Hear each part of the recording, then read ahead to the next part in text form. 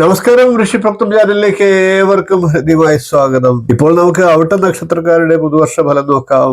ആദ്യമായി നമുക്ക് അവിട്ട നക്ഷത്രക്കാരുടെ ഗ്രന്ഥങ്ങളിൽ പറഞ്ഞിട്ടുള്ള പൊതു സ്വഭാവത്തെ ഒന്ന് പറഞ്ഞു പോകാം. അതിനുശേഷം ഫലത്തെ പറയാം.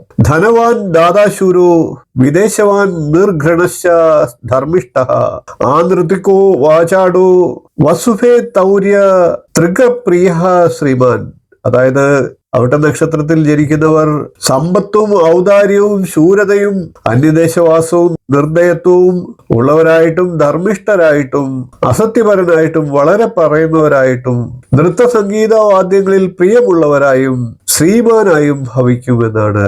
ഇനി നമുക്ക് കൊല്ലവർഷം 1201 അവിട്ട നക്ഷത്രക്കാർക്ക് എങ്ങനെ ഉണ്ടാകുമെന്ന് പരിശോധിക്കാം. മകരക്കൂറിലും കുംഭക്കൂറിലുമായിട്ട് വരുന്ന മുറി നക്ഷത്രമാണ് അവിട്ട നക്ഷത്രം. ആദ്യത്തെ 2 പാദങ്ങൾ മകരക്കൂറിലാണ്, 3ഉം 4ഉം പാദങ്ങൾ കുംഭക്കൂറിലാണ്. മകരക്കൂറിനെ സംബന്ധിച്ച് സമ്മിശ്ര ഫലങ്ങളാവും ഉണ്ടാകുക. എന്നാൽ കുംഭക്കൂറുകാരെ സംബന്ധിച്ച് കുറച്ചുകൂടി മെച്ചമായിട്ടുള്ള ഫലങ്ങൾ ഉണ്ടാകാം. മകരക്കൂറുകാർക്ക് വ്യാഴം 6ലും 7ലുമായിട്ടാണ് വരുന്നത്. രാഹു 2ലും ശനി 3ലും കേതു 8ലുമായിട്ടാണ് വരുന്നത്. എന്നാൽ കുംഭക്കൂറുകാരെ സംബന്ധിച്ച് വ്യാഴം 5ലും ശനി 2ലും കേതു 7ലും രാഹു ജന്മരാശിയിലുമാണ്. ഉദ്യോഗ കയറ്റമൊക്കെ പ്രതീക്ഷിക്കുന്നവർക്ക് വർഷത്തിന്റെ അവസാന ഭാഗം വരെ കാത്തിരിക്കേണ്ട അവസ്ഥ വന്നേക്കാം. ഇഷ്ടദിക്കിലേക്കൊക്കെ സ്ഥലമാറ്റം വാങ്ങുന്നതിന് തടസ്സങ്ങൾ വന്നു എന്നും വരാം. പൊതുവെ എല്ലാ കാര്യത്തിലും രാഷ്ട്രീയ ഇടപെടലുകൾ ഉണ്ടായേക്കാം.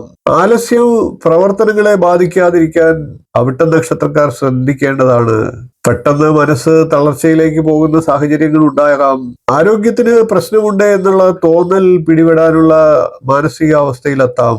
ഊഹക്കച്ചവടത്തിലൊക്കെ ഇടപെടാതിരിക്കുക, അതൊക്കെ ധനനഷ്ടത്തിന് സാഹചര്യം ഉണ്ടാക്കിയേക്കാം. എന്നാൽ ഇടയ്ക്കിടയ്ക്ക് ഭാഗ്യാനുഭവങ്ങളും പ്രതീക്ഷിക്കാവുന്നതാണ്. പൊതുവെ കുടുംബത്തിന്റെ പിന്തുണ കിട്ടുന്ന സമയമാണ്. കുംഭക്കൂറുകാരെ സംബന്ധിച്ച് മനസ്സിന് ചാഞ്ചല്യം ഉണ്ടാകാൻ സാധ്യത കുറവാണ്. ഉറച്ചു നിൽക്കാനുള്ള സാഹചര്യങ്ങളുണ്ട്. തൊഴിലിൽ പ്രമോഷൻ, വേതന വർധനവ് ഇവയൊക്കെ പ്രതീക്ഷിക്കാവുന്നതുമാണ്. ആരോഗ്യ പ്രശ്നങ്ങൾ ഒട്ടൊക്കെ ഒന്ന് നിയന്ത്രിതമാകുന്നതാണ്. പ്രണയിക്കുന്നവർക്ക് അവരുടെ പ്രണയം വിവാഹത്തിലേക്ക് എത്തിച്ചേരാനുള്ള സാഹചര്യങ്ങൾ ഉണ്ടാകും. സന്താനങ്ങളില്ലാത്ത അവിട്ട നക്ഷത്രക്കാരെ സംബന്ധിച്ച് സന്താന ഭാഗ്യം കൈവരുന്നതാണ്. ഭൗതികമായിട്ടുള്ള സാഹചര്യങ്ങളൊക്കെ പൊതുവെ മെച്ചപ്പെടുന്നതാണ്. അവിട്ട നക്ഷത്രക്കാരെ കുറിച്ച് അറിയേണ്ടതെല്ലാം എന്നുള്ള എന്റെ വീഡിയോ കണ്ടിട്ടില്ലാത്തവർ കാണുക. 2 ഭാഗങ്ങളായിട്ടാണ് വീഡിയോ. അവിട്ട നക്ഷത്രക്കാരെ കുറിച്ച് സമ്പൂർണ്ണ അറിവ് ആ വീഡിയോയിൽ തരുന്നുണ്ട്. വീഡിയോ ഇഷ്ടപ്പെട്ടുവെങ്കിൽ ഒന്ന് ലൈക്ക് ചെയ്യുക, ഷെയർ ചെയ്യുക, ചാനൽ ഒന്ന് സബ്സ്ക്രൈബ് ചെയ്യുക. നിങ്ങളുടെ അഭിപ്രായം കമന്റ് ആയിട്ട് അറിയിക്കുക.